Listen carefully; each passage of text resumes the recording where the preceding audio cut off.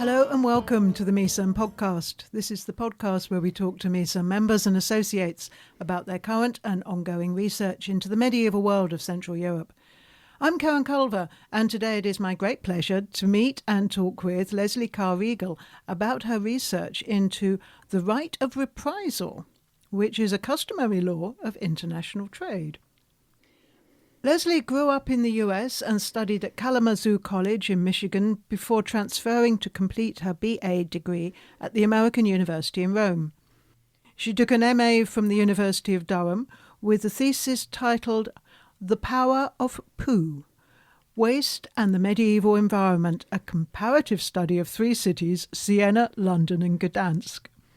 She completed her second MA at the CEU, where her thesis was Waste Management in Medieval Krakow, 1257 to 1500. She continued at CEU for her doctoral studies, defending her thesis in 2021, titled Italian Traders in Poland, 13 to 1500. She also was at CEU at the same time as me, so we are sort of old colleagues. I was doing my master's at the time. Leslie's worked as a teaching fellow at Princeton University Global History Lab, and most recently was a fellow at the Kate Humberger College Legal Unity and Pluralism at the University of Munster. Leslie now works as a freelance editor and is currently expecting her first child at the end of February 2024. Many congratulations. Thank you very much. And welcome to the MECERN podcast. Thank you. It's a pleasure to be here. Can I start with the most basic question? What does the right of reprisal mean? Is it similar to a letter of marque?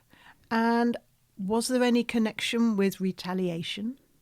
Well, that's where we should begin with the definitions. So what the right of reprisal is best explained through an example. So let's say that you are a merchant from Buda, and you are traveling to Frankfurt, and you do a bunch of trade there. You then leave, and you leave behind debts in Frankfurt. The next time that a merchant from Buda arrives in Frankfurt, their goods are taken away, and they are used to pay off the debts which the previous merchant had left. Now, the second merchant might have no knowledge of the first one, but their goods are still taken. Sometimes they're even taken hostage until further debts, if the money is still owing, can be repaid. And this is a perfectly legal process. That is a writ, or a right of reprisal. It is often confused with a letter of marque. So the letter of marque is a privateering commission, which occurs in the early modern period, usually. So starting around 1600. And here you have a ship, which is designated by a monarch, and saying, you are permitted to go out and harass our enemies, bring back as much booty as possible, all within a sort of wartime context. This is very different from the right of reprisal, as rights of reprisal are for a very specific amount, while letters of marque are very open in general, and rights of reprisal are issued only in peacetime. They're not a wartime event. The reason the two are conflated is that they both come with the idea of communal responsibility. So the people with whom I am having issues, all of them, even if just one representative is the problem, all of them are liable. As well, that the naming. So the right of reprisal is older, and in many cases, especially in French examples, is called le marque. Later on, it transmorgifies into the letter of marque. So those are the two differences. As for retaliation, this is a very modern reading of the word. So reprisal, something which you go in vengeance, vendetta. These are very different from how it was conceived during the medieval period. So reprisals do not have this negative, passionate connotations. So you say the right of reprisal was a legal instrument. What was the process by which a merchant could claim this right? This can happen through a number of different avenues. So it definitely depends on the region and the country, kingdom, or city-state in which you're working. So the procedure is, though, generally that a merchant who has been wronged, who has had debts left with him, so your merchant's in Frankfurt, they will attempt to get their money back. You have to try at least somehow to get the money back, usually in the jurisdiction of the other individuals. This also applies to piracy, which is another place where reprisals come into play. So if you have been attacked by pirates on the North Sea, and you know that they come from the Netherlands, the Low Countries, you would go there and you would say, hey, I would like my money back, please, people, I need this. And they say, nope, you're out of luck. We don't see any pirates here. Do you see any pirates here? We don't know of any pirates here. And you're sent on your way. Well, you will then go back to your home jurisdiction, bringing some proof of the event that occurred, and submit it to the courts there. It will then rise up, usually going to the highest court in the land, and often the monarch, or whoever happens to be the highest legal authority, and they will send letters back to the other jurisdiction saying, hey, this is a problem, you need to fix it. Nothing happens. Then you will eventually have released to you a writ of reprisal, for which you can then legally take the goods of any individual who's coming from that jurisdiction. Was there any time limit on this? Theoretically, yes. In practice, no, not really. People would want things to be done, obviously, as quickly as possible, but on average, these cases take years. And letters have to go back and forth, so let's say 2 to 3 years on average to get something like this fixed. But they can go on for decades. You have the heirs of the original person who are still trying to claim their money. This is not uncommon to see 25, 30, 40 years. Oh my God. Yeah. In the meantime, the merchant's gone bankrupt. Yes, that can happen. And sometimes it's the widow who is, pleading with the court, pleading to have this resolved. It can be quite bad. I suppose it would be, yes.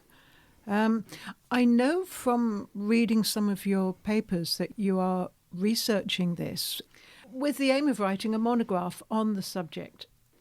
What aspect of reprisals are you going to be looking at? What's new about your research? Well, I was lucky enough at the Kate Hamburg Colleague to have had a year to really at least get the research pinned down for this project. And about halfway written, so we still have a bit more to go. But the idea is that this will be a summative work. So previous to this, many different people have researched reprisals, especially in the 19th century. It was fascinating for the French and for the Italians. More recently, we've had a lot of research done in the Hansa area, so up in the North Sea and the Baltic, touching on maritime violence, since the two are related, piracy, as well as more modern research in the Iberian Peninsula and in Italy. But they're all very regionally specific. So you talk about reprisals in Genoa, reprisals in Florence, reprisals in England. But my work will look at this on a global scale, or a European medieval global scale, as we might say, and attempting to show larger patterns.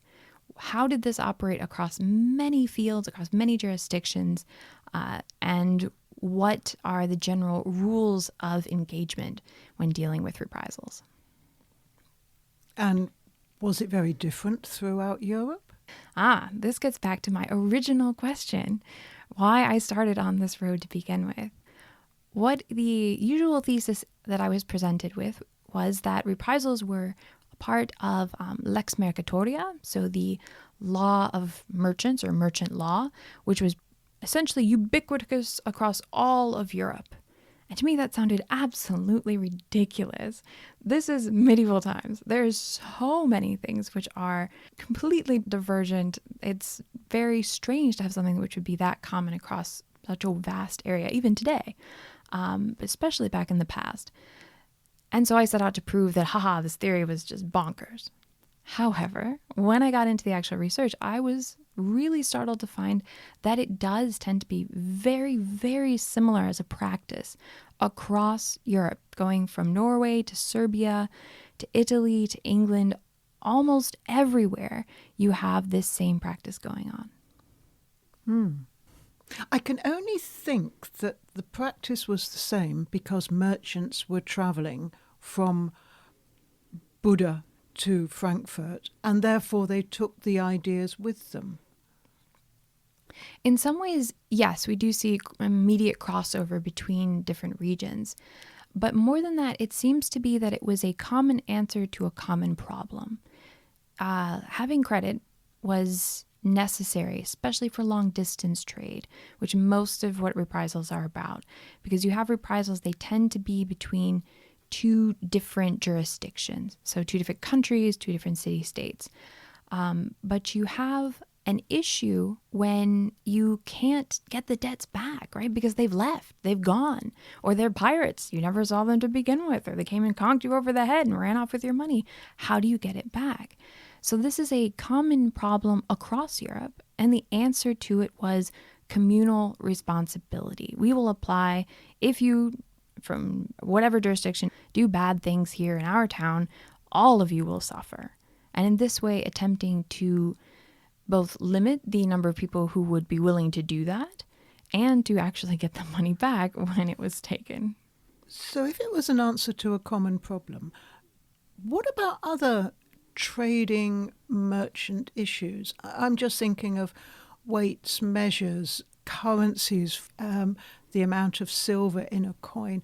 Were any of those things standardized? As I had the impression they weren't. Indeed, they weren't. These are often very, very diverse.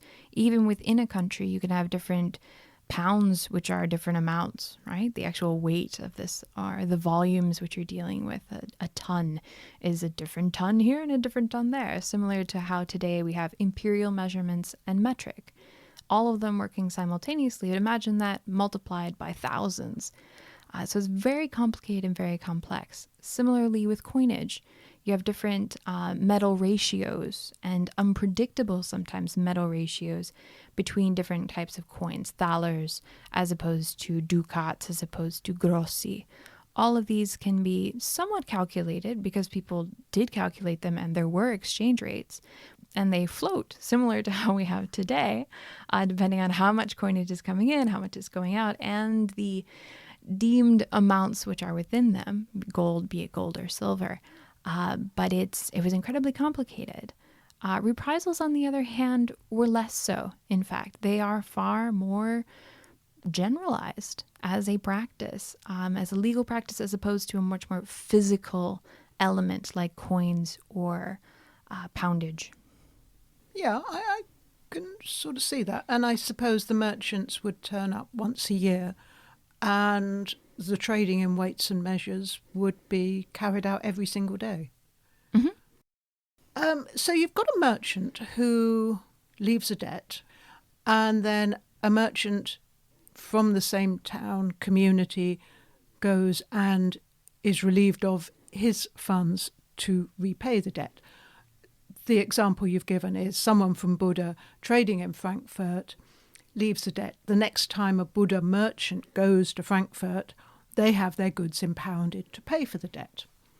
So they are now at a loss. What do they do? This is an excellent question and is surprisingly obscured in the sources in general. We know that it was taken, but what you'd presume that they'd try to get it back somehow.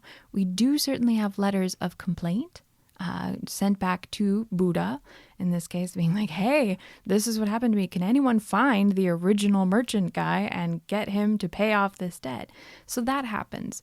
The other way that this can be managed is that the city, state, or the town will have a fund which they will set up, which will be specifically applied to these types of situations. So the Buda merchant goes home. They ask their local town council, this is what happened. Here's my proof. Will you please give me the money? And sometimes they will be reimbursed. In other cases, though, they're just out of luck. I can see the beginnings of insurance there. Unfortunately for people at the time, insurance, which they did have insurance contracts, especially doing trade by sea. And so sometimes, but usually this does not cover issues like piracy, right? These are considered acts of God in the way that we would determine them today. And the insurance you could purchase does not usually cover reprisals. One way to attempt to get around this is by getting a letter of safe conduct. So if you, merchant from Buda, are able to get from, say, the Holy Roman Emperor a letter of safe conduct, or the local bishop that says, okay, you cannot be taken for a reprisal. It is specifically written into the letter. So even if, everyone pounces on you as soon as they hear, oh, merchant of Buda, we've got him. Well, you roll out your scroll and you show them and say, hey, this is my charter. This is protecting me. And they're like, oh, man, I need to wait around for another one. And thus the case continues to be prolonged. This is another one of the reasons why you will have very lengthy times before these are dealt with. God, it must have made trade difficult and almost at times impossible. If everyone in Buda knew there was a big debt owed in Frankfurt, well, let's trade with Krakow instead. We do run into this, particularly in the northern Italian cities.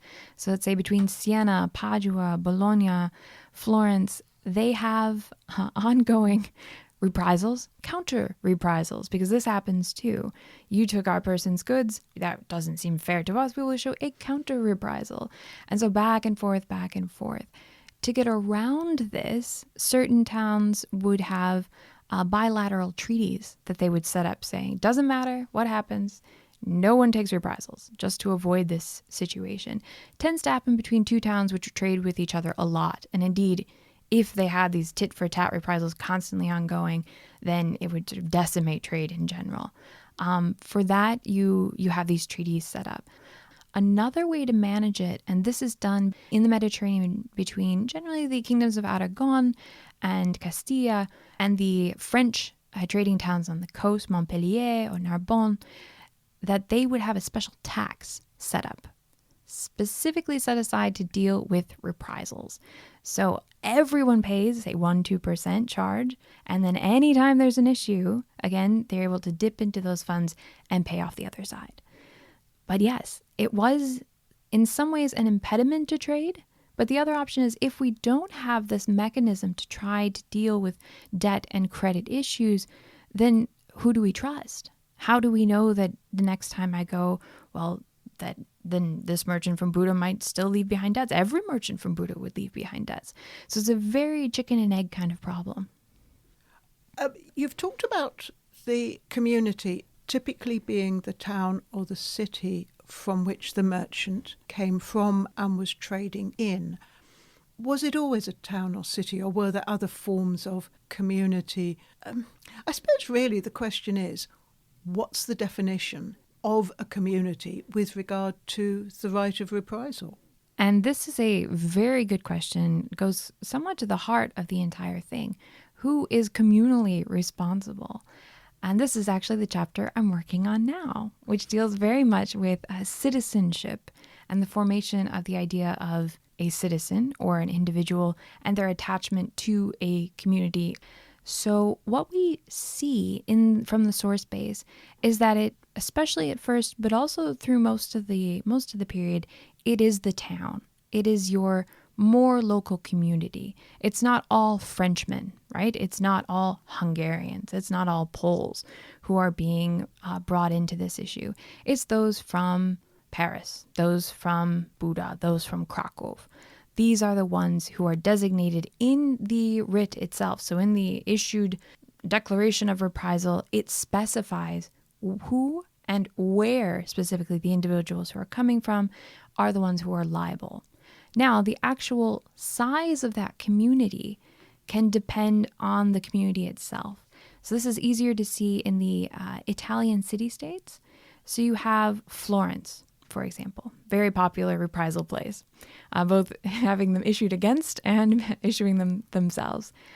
So it includes the city proper, so within the city walls, any of the residents, and there's debates on that. Can you apply it to people who are resident but not citizens?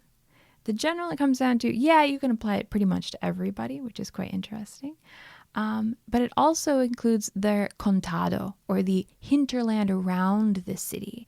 So poor peasant X, in theory, who is taking his goods to the town of Piacenza, who has issued a reprisal, they can also be taken.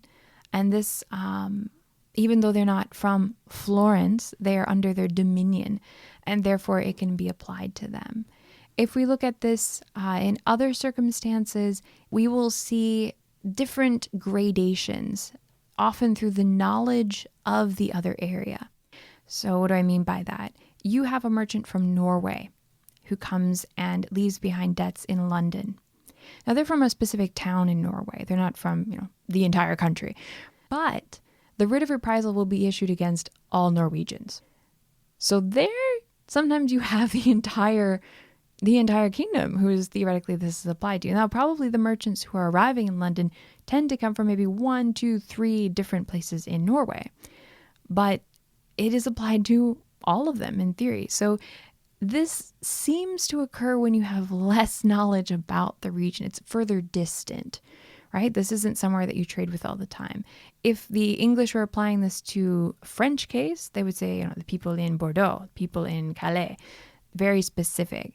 But if it's a further out location, then it might be just Norwegians in general, any of them who come by. And then those are the guys that we will apply it to. So it does depend. I was actually wondering if it would be down to the Goldsmiths Guild of Cluj. No, we don't see it getting that specific. It's definitely applied to political units, the smallest of which would be a city or town. It would definitely be something that had over 5,000 people and was sending out merchants. Generally, you'd expect that as well, because if you want your money paid off, you have to apply it to a large enough area that people are going to come from there. So if you have a tiny little town of Bikichijosh and no one from there is going to be coming ever again to see you, well, that's not a very useful reprisal to have. So you might expand it beyond there into a more regional level. Yeah, I can see that. You've given a lot of examples from Iberia, from Italy. Was it very much the same here in Central Europe? It was. We see the same in the cities between in the Holy Roman Empire, so various towns like Frankfurt, or with Nuremberg. Similarly, they will have treaties also set up, but you have a wonderful map which routes all of these for different periods and is crisscrossing, and you can really see from that who were the important trading partners. You will also sometimes have entire kingdoms who set up trading agreements between each other. We see this between Bohemia, the Kingdom of Poland, and Hungary, for example, in the mid-14th century. There's an attempt to do this. It's not entirely successful due to other political reasons, but they're at least attempting to make these larger groupings to try to sort of wrangle trade and get a situation going. Would you call it as far as part of state formation, state building? This can be seen that way, especially as we go from the early period. Most of my research starts around the year 1000, and really around, we have the 12th century Renaissance, right, when we get a lot more trade going on, and therefore these issues become more serious.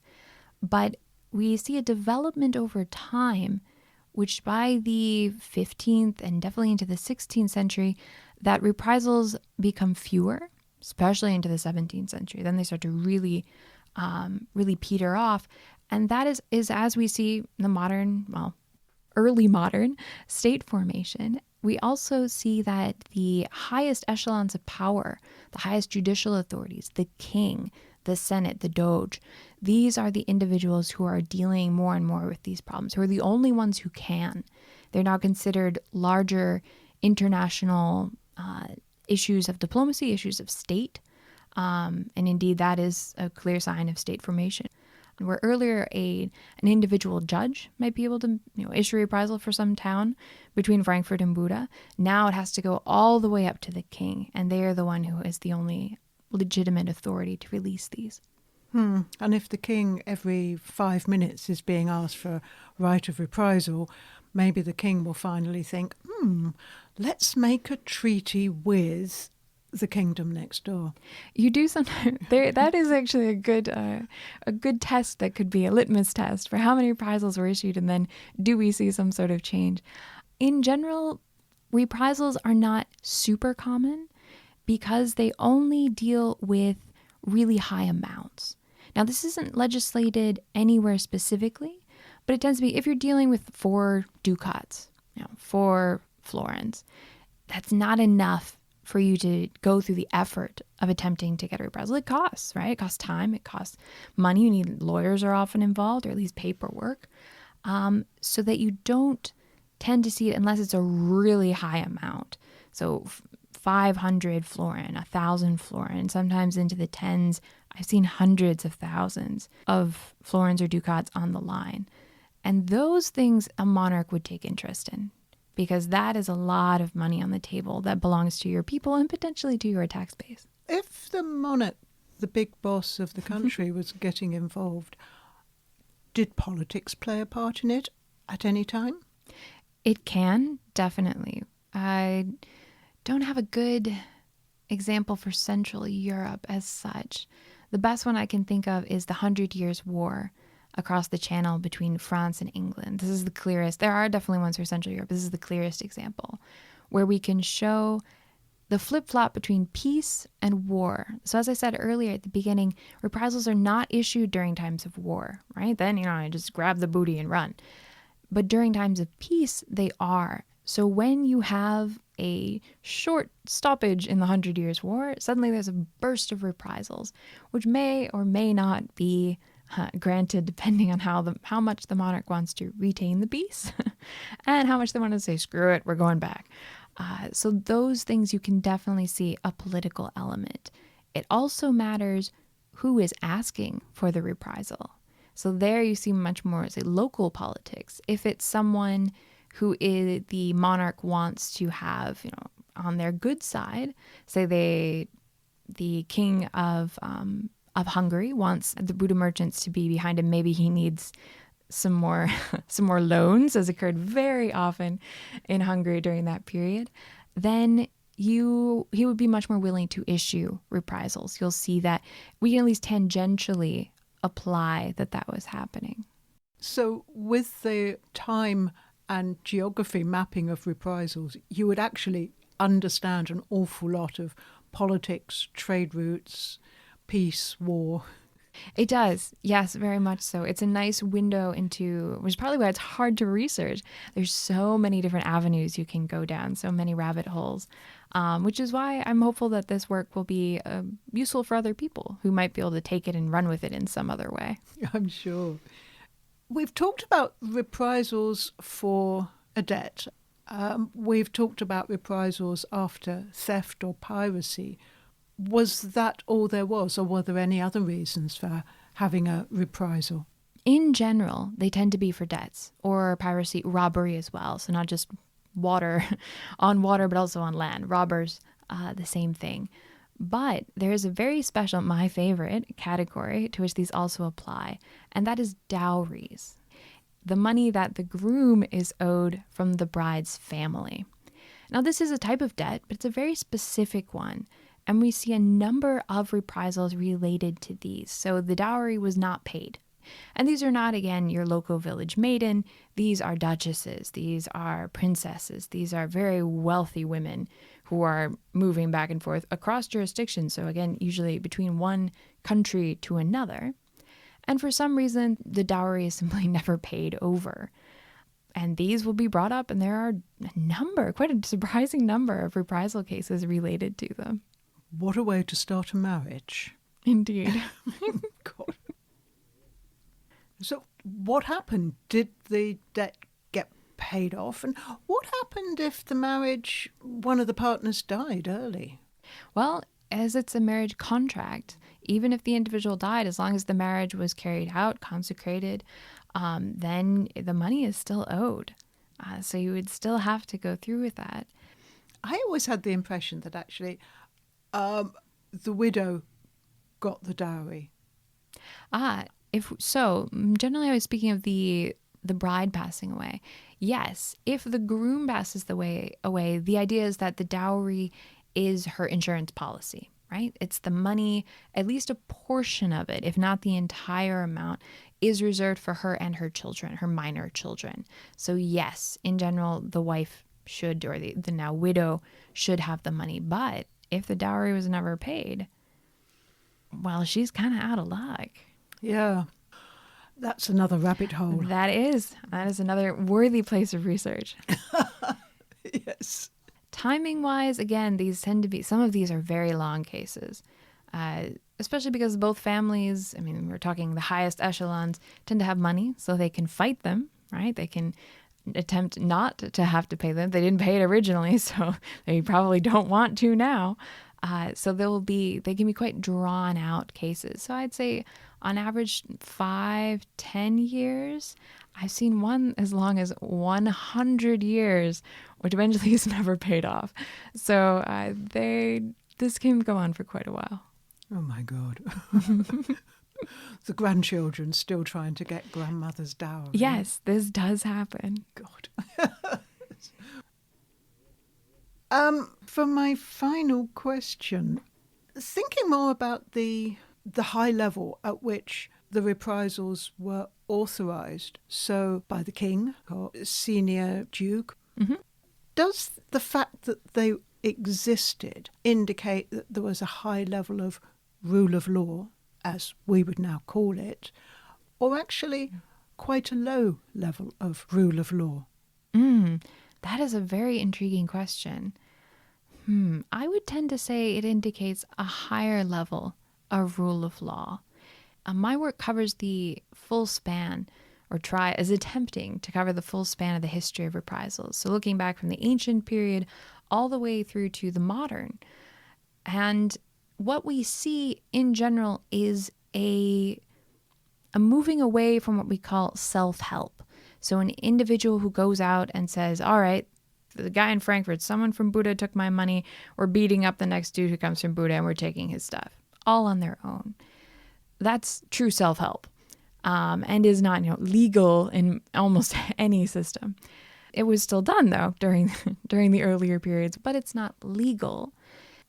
It is very clearly made to be illegal starting around the 11th century. At that point, we have regulations that come down in various parts of Europe, and it expands over time, depending on the development of the region. You will have rules that say, no, you cannot do this anymore. If you want to, you have to go through a legal process. You can then still get your money back, but you must go to the local judge. You must go through the court system. Eventually, that court system means the king, right? You must go to this higher and higher echelons that you must go through in order to eventually get a reprisal. And in that sense, the state, quote unquote, is developing and taking more of the authority away from an individual unto itself. You can still have this right, but you have to go through us to get it. You cannot just go off on your own and take the guy from Buda and all of his stuff. So this, in a sense, we see a development in a greater rule of law. Yeah, I am finding rule of law to get to be very, very interesting. And I think it's the more I travel around and look at Europe and how Europe does and doesn't work in comparison with other places. But on that interesting note, we have to leave it there. Leslie, thank you so much for coming and sharing your future work with us and your current work.